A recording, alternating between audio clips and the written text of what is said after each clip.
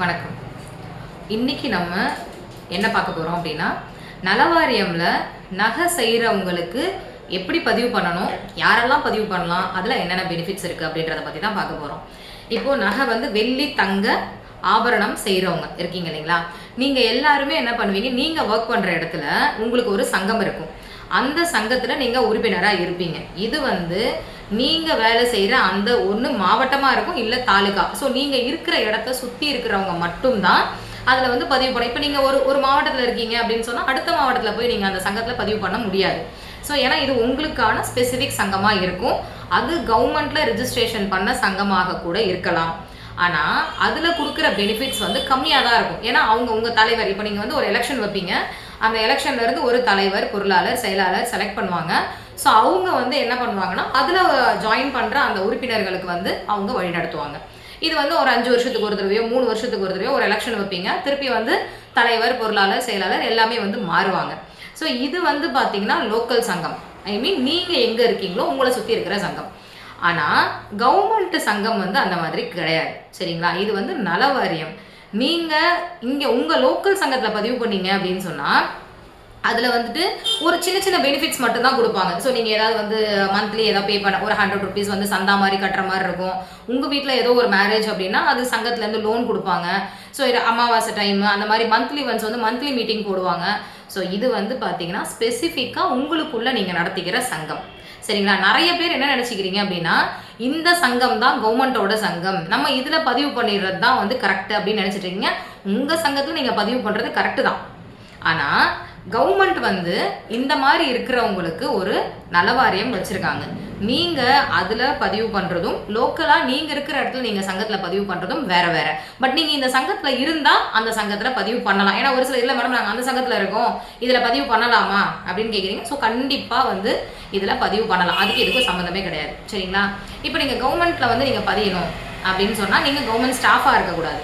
சரிங்களா? கவர்மெண்ட் பேங்க்ல வந்து நகை மதிப்பீட்டாளர்லாம் வந்து இந்த கேட்டகரிஸில் இருக்கவங்க போய் ஜாயின் பண்ணியிருப்பீங்க. ஸோ அவங்கெல்லாம் வந்து கவர்மெண்ட் ஸ்டாஃபாக இருந்தால் இந்த அட்டை வந்து பதிவு பண்ண முடியாது. சரிங்களா? இப்போ நீங்கள் இதை பதிவு பண்ணணும் அப்படின்னு சொன்னால் ஒரு சில ப்ரூஃப் எல்லாம் உங்கள்கிட்ட கேட்பாங்க. Aadhaar, voter ID, bank book, நீங்கள் யாரை நாமினியாக போடுறீங்களோ அவங்களோட ஆதார், உங்களோட ஃபோட்டோஸு, இதெல்லாமே வந்து நீங்கள் கொடுத்து பதிவு பண்ணுற மாதிரி இருக்கும். 58 வயசுக்குள்ளே நீங்கள் வந்து இதை பதிவு பண்ணிடணும். ஏன்னா எல்லாருமே பதிவு டைம் முடிஞ்சதுக்கப்புறம் 60 வயசு ஆயிடுச்சு, எனக்கு இப்போ பதிவு பண்ணி தரீங்களா, 63 ஆயிடுச்சு, ஏதாவது பண்ண முடியுமா, கவர்மெண்ட்டில் ஒரு நார்ம்ஸ் வச்சுருப்பாங்க. அவங்க என்ன சொல்கிறாங்க அப்படின்னா 58 வயசுக்கு முன்னாடி நீங்கள் பதிவு பண்ணிடணும். 60 வயசில் உங்களுக்கு பென்ஷன் எழுதி கொடுக்கலாம். மாதம் 1200 ரூபா வந்து உங்களுக்கு பென்ஷன் வரும்.